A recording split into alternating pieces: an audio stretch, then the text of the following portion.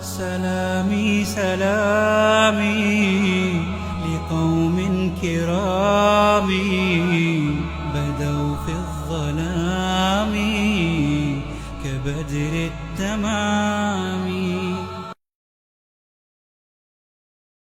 تو حضرت عمر کے بارے میں صحابہ نے مشورہ کیا. اب یہ بوڑھے ہو گئے ہیں اور فتوحات ہو گئی ہیں, اب ان کی زندگی بڑی مشقت والی ہے, انہیں چاہیے کہ اب یہ اچھا کھائیں, لباس نرم پہنیں, کھانا اچھا کھائیں, کوئی خادم رکھ لیں جو کھانا پکایا کرے اور لباس اور آرام کا خیال کیا کریں. علی, عبد الرحمن, عثمان, طلحہ, زبیر, سعد, یہ 6 بڑے صحابی آپس میں مشورہ کر رہے ہیں. انہوں نے کہا بات کون کرے؟ انہوں نے کہا حفصہ سے کہو جو ان کی بیٹی اور ام المومنین ہے. حضرت حفصہ کے پاس آئے اور بات عرض کی کہ امیر المومنین کو اب سختی پر نہیں رہنا چاہیے, تھوڑی نرمی پر آ جانا چاہیے اور ان سے بات کرو, اگر مان جائیں تو ہمارا نام بتا دینا, اگر نہ مانیں تو ہمارا نام نہ بتانا. حضرت عمر تشریف لائے. حضرت حفصہ نے کہا ابا جان اب آپ بوڑھے ہو گئے ہیں, اگر آپ خادم رکھ لیں جو آپ کے لیے کھانا پکایا کریں, لباس اچھا پہن لیا کریں, آپ کے پاس وفد آتے ہیں دور دور سے, کچھ آرام کر لیا کریں. فرمایا حفصہ یہ بات کس نے تجھے کہی ہے؟ کہ پہلے آپ یہ بتاؤ مانتے ہو کہ نہیں؟ کہ اگر مجھے پتا چل جائے کہ یہ بات کس نے کی ہے تو میں مار مار کے ان کے چہرے لہو لہان کر دوں. اے حفصہ صاحب البیت ادرا بما فیہ, گھر والے کو پتا ہوتا ہے کہ گھر کا حال کیا ہے. تو نبی کی بیوی ہے, تجھے اچھی طرح یاد ہے کہ حضور پاک صلی اللہ علیہ وسلم دنیا سے تشریف لے گئے اور کبھی پیٹ بھر کے کھانا نہ کھایا. اے حفصہ تجھے اچھی طرح یاد ہے کہ تو نے ایک مرتبہ چھوٹے سے میز پر آپ کے لیے کھانا رکھ دیا تھا اور حضور آئے تھے تو آپ کے چہرے کا رنگ بدل گیا تھا اور آپ نے فرمایا تھا کھانا نیچے رکھو, میں میز پہ نہیں کھاؤں گا. آپ نے کھانے کو نیچے رکھ کے کھایا تھا.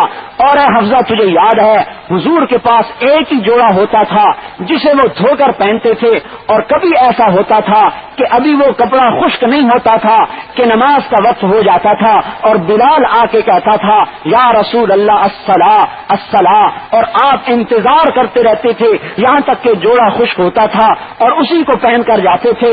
اے حفصہ تجھے اچھی طرح یاد ہے کہ تیرے گھر میں ایک ٹاٹ تھا جسے تو دورہ کر کے بچھاتی تھی, رات کو آپ کے آرام کے لیے ایک رات تو نے چوڑا کر کے بچھا دیا تو آپ نے فرمایا اے حفصہ اس ٹاٹ کو دورہ کر دے, اس نے رات کو کھڑا ہونے سے مجھے روک دیا. اے حفصہ تجھے اچھی طرح یاد ہے کہ ایک عورت نے حضور کو 2 چادریں ہدیہ میں بھیجی تھی, ایک چادر پہلے بھیج دی, دوسری چادر دیر سے بھیجی تو آپ کے پاس کوئی کپڑا نہیں تھا. اسی چادر کو آپ نے کانٹوں سے اور گانٹھ لگا کر اسے پہن کر جا کے نماز پڑھائی تھی. اے حفصہ گھر والا اچھی طرح سمجھتا ہے. اور پھر رونا شروع کیا. حضرت حفصہ کی بھی چیخیں نکل رہی ہیں اور حضرت عمر کی بھی چیخیں نکل رہی ہیں, اور فرمایا حفصہ سن لے, میری مثال اور میرے ساتھیوں کی مثال ایسی ہے, میں ہم 3 مسافر, 3 راہی, 3 مسافر, ایک اٹھا منزل کو چلا, ایک راستے پر چلا اور وہ چلتا چلتا چلتا منزل مقصود تک پہنچ گیا. پھر دوسرا اٹھا منزل کو چلا اور چلتا چلتا منزل مقصود تک پہنچ گیا. اب تیسرے کی باری ہے, اب میں تیسرا ہوں. اللہ کی قسم میں اپنے نفس کو مشقت پر رکھوں گا اور دنیا کی لذتوں سے ہٹا کے چلوں گا یہاں تک کہ میں اپنے ساتھیوں کے ساتھ مل جاؤں. اگر میں نے اپنے راستے کو جدا کر دیا میں اپنے ساتھیوں سے نہیں مل سکتا, میں اسی طرح چلوں گا. اور میرے بھائیوں پھر اللہ نے دکھا دیا کہ اللہ تعالیٰ نے حضرت عمر کو ساتھ ملا دیا.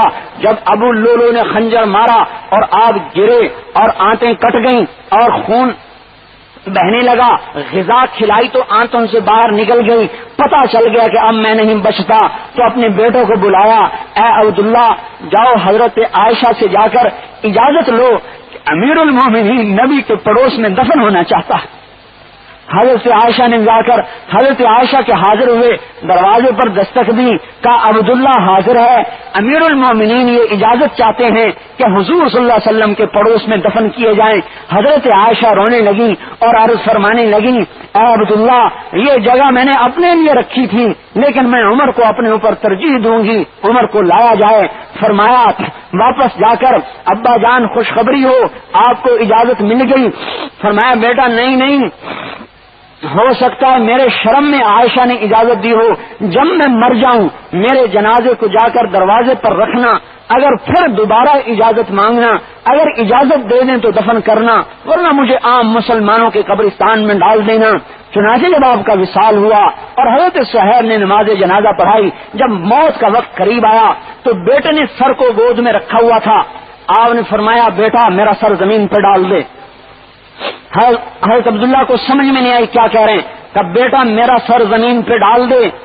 اب مجھے یاد نہیں کیا لفظ فرمایا، یا تو فرمایا تریبت یداک، یا یوں فرمایا سکلت کا امک، تیری ماں تجھے روئے، تیرے ہاتھ ٹوٹے، مجھے زمین پہ ڈال، میں اپنے چہرے کو خاک آلود کرنا چاہتا ہوں تاکہ میرے مولا کا میرے اوپر رحم آ جائے۔ یہ وہ عمر ہے جس کے بارے میں حضور نے فرمایا میرے بعد کوئی نبی ہوتا تو عمر ہوتا۔ انتقال ہوا، جنازہ پڑھا گیا، جنازہ اٹھا، حجرہ مبارک کے سامنے جنازہ رکھا گیا۔ حضرت عبداللہ نے کہا اے ام المومنین، امیر المؤمنین بالباب، امیر المومنین دروازے پہ آ چکے ہیں اور اندر آنے کی اجازت مانگتے ہیں۔ حضرت عائشہ نے فرمایا مرحبا بامیر المؤمنین، مرحبا بامیر المؤمنین، بے شک امیر المؤمنین کو اندر آنے کی اجازت ہے، امیر المؤمنین کو اندر آنے کی اجازت ہے۔ میرے بھائیوں، اللہ نے دکھا دیا کہ جو نبی کے طریقے پر چلتا ہے میں اسے کیسے ساتھ ملاتا ہوں۔ چنانچہ حضرت عائشہ نے اوڑھنی سر پہ رکھی اور باہر نکل گئی اور حضرت عمر کو حضور کے پڑوس میں دفن کیا گیا۔ آپ نے فرمایا میں قیامت کے دن اٹھوں گا اور میرے دائیں طرف ابو بکر ہوگا اور میرے بائیں طرف عمر ہوگا اور بلال میرے آگے آگے اذان دیتا ہوگا۔ میرے دوستو، ہم مسلمان تاجر نہیں، ذمہ دار نہیں، یہ وزیر نہیں ہے، یہ صدر نہیں ہے، یہ محمدی ہے، رسول اللہ کا غلام ہے۔ میرے بھائیو، ہم تبلیغ کے ذریعے سے یہ چاہتے ہیں کہ حضور والی زندگی زندہ ہو، حضور والا درد زندہ ہو، حضور والا غم زندہ ہو۔ میرے بھائیو، کمائی کے جذبے نکال دیں اور دنیا میں ترقی اور دنیا میں عزتیں اور دنیا میں لذتیں اور دنیا میں خواہشات اور دنیا میں عیاشی اور دنیا میں مستی کے جذبے نکال کر اللہ رسول کے نام پر مرنے اور مٹنے کے جذبے بنا دیں۔ میرے بھائیو، جب ایک طبقہ اللہ رسول کے نام پر مرنے والا وجود میں آ جائے گا اور جو اپنی شہرت کو، اپنے مال کو، اپنی وجاہت کو ٹھکرا کر یوں کہے گا میں تو اللہ رسول کے نام پر مٹنے والا ہوں، اللہ ان کو ذریعہ بنا کر اور ان کو بنیاد بنا کر اللہ جل جلالہ میرے بھائیو دنیا میں عزت، آخرت کی بلندی اور ہمیشہ حضور پاک صلی اللہ علیہ وسلم کا پڑوس نصیب فرمائے گا۔ آپ نے فرمایا هل تدرون اول من يدخل الجنہ، تمہیں پتا ہے جنت میں سب سے پہلے کون جائے گا؟ قال اللہ ورسولہ اعلم، انہوں نے کہا جی آپ جانو، آپ جانے اور اللہ جانے۔ فرمایا هم الفقراء المہاجرون الذين تتقى بهم المكاره ويموت احدهم محاجته في صدره لا يستطيع لها قضاء، سب سے پہلے جنت میں وہ جائیں گے جو اس دین کے لیے فقیر ہوئے، مہاجر ہوئے، ہجرت کی برباد ہوئے اور موت آئی، تکلیفیں برداشت کرتے کرتے مر گئے، اور جب موت آئی تو اپنی ضرورتیں، اپنی حاجتیں، اپنی خواہشات کو لے کر قبروں میں چلے گئے۔ وَإِنْ أَنَا لَمْ أَفُزْ بِمُرَادِ سَعْيِي فَكَمْ مِنْ حَسْرَةٍ تَحْتَ التُّرَابِ، اگر میری خواہش پوری نہیں ہو تو کیا ہوا، یہاں سے تو ہزاروں انسان اپنی خواہشات کو لے کر قبروں میں چلے گئے۔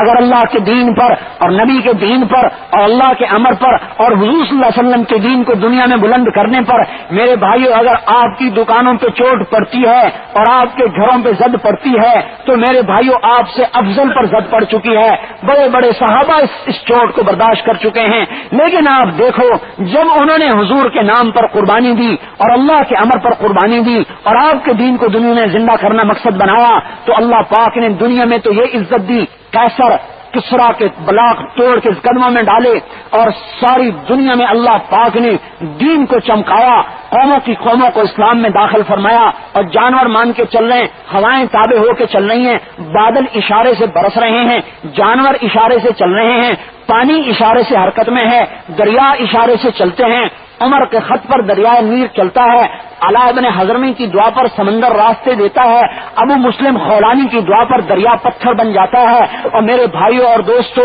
ایک بڑھیا کی دعا پر اس کا بچہ مر کے زندہ ہوتا ہے، اور ایک تابعی نبانہ بن یزید نخعی کی دعا پر گدھا زندہ ہوتا ہے۔ میرے بھائیوں دنیا نے کو بنایا آخرت کو بنایا. لوگ یوں سمجھتے ہیں تبلیغ آخرت کے لیے، دکانداری دنیا کے لیے. نہیں میرے بھائیو، اس نبی والے کام سے اللہ دنیا بھی بنائے گا، اور اس نبی والے کام سے اللہ آخرت بھی بنائے گا، اور اس نبی والے کام سے دنیا میں بھی عزت ملے گی، اور اس نبی والے کام سے آخرت میں بھی عزت ملے گی. اللہ آخرت کی صدارت، آخرت کی سلطانی، آخرت کی